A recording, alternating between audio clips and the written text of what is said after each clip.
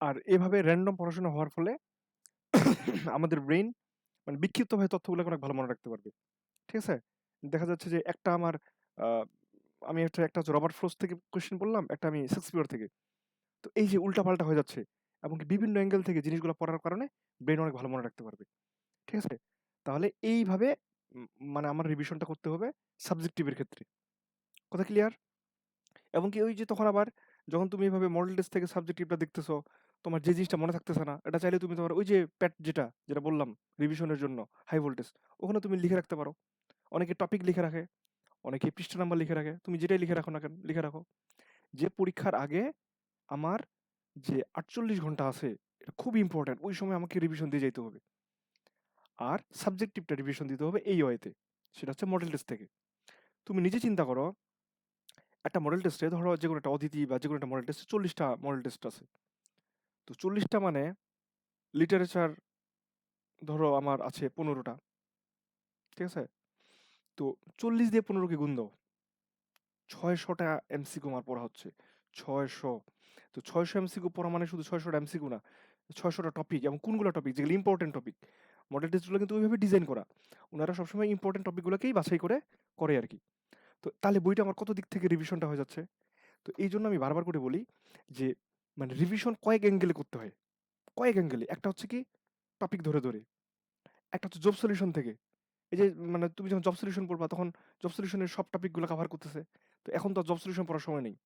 এখন model test দিতে হবে বেশি করে। তো মডেল টেস্টও সেম। আবার এটা তো তুমি সাবজেক্টিভ মডেল টেস্ট দিলেই প্রতি ৩ দিন ৪ দিন বা প্রতি সপ্তাহে অন্তত তোমাকে একটা মডেল টেস্ট পূর্ণাঙ্গ মডেল টেস্ট দিতেই হবে। ফুল মডেল টেস্ট মাস্ট ওটা দিতেই হবে। তাহলে তোমার সব সাবজেক্টের পড়াগুলোই রিকল হচ্ছে। তো বেটার হয় ২-৩ দিন পর করে একটা করে মডেল টেস্ট দেওয়া। ১ সপ্তাহ দেরি হয়ে যায়। ২-৩ দিন পর একটা করে মডেল টেস্ট দিবা। কত মার্ক পাও ওটার দিকে বিষয় দেখার টাইম নেই। তোমার জিনিস হচ্ছে তোমাকে ফুল সিলেবাস রিভিশন দিতে হবে। কিভাবে? ওই মডেল টেস্ট দিয়ে। একটা মডেল টেস্ট দিলাম আমি, ১৬০টা মারলাম। যে ৪০টা পারলাম না, ওই ৪০টা টপিক বা প্রশ্ন একদম। হ্যাঁ, তুমি এখন বলতে পারো যে সময় লাগবে অনেক। তো সময় তো লাগবেই। এত বড় সিলেবাস, এত হাজার লাখ মানুষ পড়তেছে। তো সময় তো লাগবেই। তাই না? অত ইজি হইলে তো সবাই রাতারাতি হয়ে যেত। এত তো ইজি না। কারণ সিলেবাসটা অনেক বড়। কিছু করার নেই। এটা তো আমাদের ইউনিভার্সিটির পরীক্ষার মতো না। যে শিট মুখস্থ করে যায় লিখে দিয়ে চলে আসলাম। ১০টা কোয়েশ্চেনের মধ্যে ৮টা কোয়েশ্চেনের উত্তর করলাম। ব্যাপারটা তা না। এখানে মাইনাস মার্কিং আছে, সব পরীক্ষা একসাথে আছে। তো কাজেই আ এখানে ওই রিভিশন বা ওইভাবে চিন্তা করলে হবে না। কথা ক্লিয়ার? তাহলে আজকের মেসেজ ছিল পুরা ২ টা। একটা হচ্ছে যে আমরা আ ফাইনাল পরীক্ষার আগে কোন ওয়েতে রিভিশন দিব, দ্যা মোস্ট ইম্পোর্টেন্ট ওইটা। আরেকটা হচ্ছে আমরা সাবজেক্টিভ গুলাকে কিভাবে রিভিশন দিব। খুবই গুরুত্বপূর্ণ। তো এই প্রসেসে যদি তোমরা আগাইতে পারো, বিশ্বাস রাখো আ অনেক ভালো কিছু হবে। তবে অবশ্যই যেটা জিনিস আমি ভুল করতেছি বা যেটা পারতেছি না, ওইটাকে এমনভাবে পড়তে হবে, এমনভাবে যেন জীবনেও তোমার চাকরি যতদিন পরীক্ষা দিবা, ততদিন ওই কোয়েশ্চেনটা আসলে তুমি যেন ভুল না করো।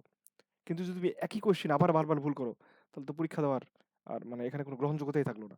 পরীক্ষা দিয়ে লাভটা কি হলো? তো আশা করি বুঝতে পারছো। তো ঠিক আছে, সবাই ভালো থাকো, সুস্থ থাকো। যেটা বললাম এভাবে রিভিশন করতে থাকো।